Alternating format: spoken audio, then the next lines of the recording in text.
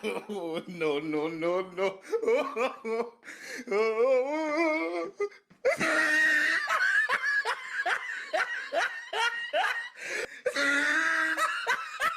Financial action task force ने operation सिंदूर के बाद आतंकी कैंपों के लिए जुटाए जा रहे धन को लेकर पाकिस्तान को जोरदार फटकार लगाई है।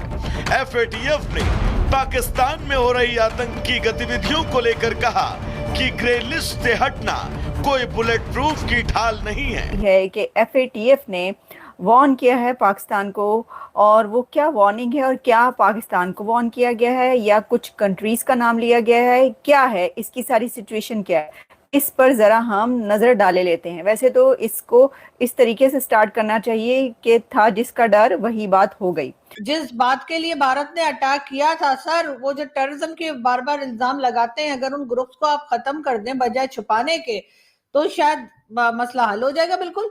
अभी हाफिज सईद को आपने हाउस अरेस्ट करके रखा है, किसी जेल में नहीं रखा हुआ। इमरान खान को आपने जेल में रखा हुआ है, जो कि प्राइम मिनिस्टर रह चुके हैं, जिनके ऊपर कोई ये खबर है उस पे जो इंडियन मीडिया है उस पे हर जगह ये चल रहा है कि एफएटीएफ ने पाकिस्तान को वार्न किया है। एफएटीएफ ने पाकिस्तान को वार्निंग दे दी है, और वो इसलिए दी है कि जो जैश है उसका जो एक नया एक ऑनलाइन लड़कियों को रिक्रूट करने का और स्कूल खोलने का एक तरीके से कि उसके अंदर जहादी भर्ती किए जाएं और उनको जो खुदकुश बनाया जाए, ये वगैरह वगैरह इस तरह की जो चीज़ें सामने आई और जो उसके एक्शन जैसे सामने आए, ऐसी टेररिज्म का इल्जाम नहीं है।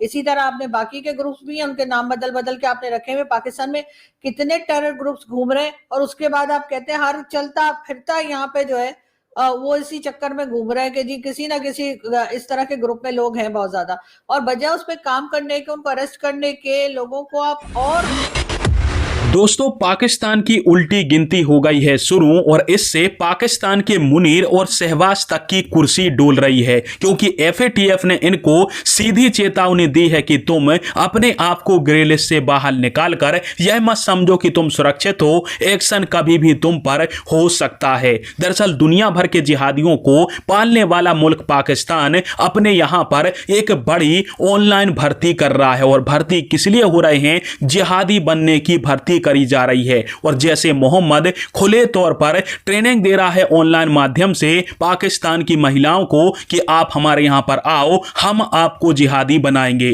ताकि दुनिया भर में भीड़ भाड़ वाले इलाकों पर जाकर आप दुनिया की पब्लिक को गुड नाइट बोल सको। और इस प्रकार की भर्ती का जब पता एफएटीएफ को चला है तो एफएटीएफ ने इनको चेतावनी दी है। हालांकि इनके ऊपर एक्शन होना चाहिए था, चेतावनी से कोई बात नहीं बनने वाली है। खैर, आपका क्या?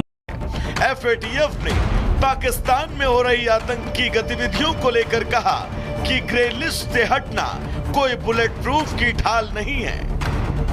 जानकारी के मुताबिक पाकिस्तान स्थित आतंकवादी समूह जैश ए मोहम्मद के डिजिटल वॉलेट्स का शोषण करके नए प्रशिक्षण शिविरों के लिए भारी धन जुटाने का मामला सामने आया। चल रहा है कि एफएटीएफ ने पाकिस्तान को वार्न किया है। एफएटीएफ ने पाकिस्तान को वार्निंग दे दी है, और वो इसलिए दी है कि जो जैश है उसका जो एक नया एक ऑनलाइन लड़कियों को रिक्रूट करने का और स्कूल खोलने का एक तरीके से कि उसके अंदर जहादी भर्ती किए जाएं और उनको जो खुदकुश बनाया जाए, ये वगैरह वगैरह इस तरह की जो चीज़ें सामने आई और जो उसके एक्शन जैसे सामने आए ऐसी तंजीमों के, दहशतगर्द तंजीमों के, तो उसके बाद जो है ये आवाज़ अब उठाई गई है, और भारत तो आवाज़ उसके ऊपर उठाई रहा है, लेकिन एफएटीएफ ने भी उसके ऊपर बात की है, उस वजह से बात की है।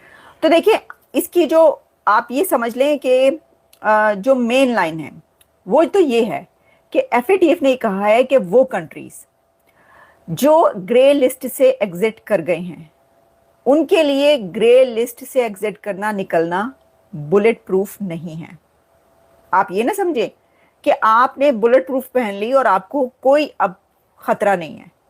नहीं, जो ग्रे लिस्ट से निकले हैं उनको ये जान लेना चाहिए कि अगर वो टेरर फाइनेंसिंग करेंगे या ऐसी कोई खबर आएगी या कुछ ऐसा पता चलेगा कि जिसके ऊपर वहाँ पर खुले छुट्टे फिर रहे हैं दहशतगर्द, या वो अपनी धड़ल्ले से जो है वो ऐलानात करते फिर रहे हैं और बता रहे हैं कि जी हमने जो है अब लड़कियों को भर्ती करना है, उनको खुदकुश बमबार बनाया जाएगा वगैरह वगैरह, इंडिया से बदला लेने के लिए, या ऐसी जो भी सिचुएशन है, तो उन्होंने ये कहा कि भाई जो बुलेट प्रूफ नहीं है ग्रे लिस्ट से निकल जाना।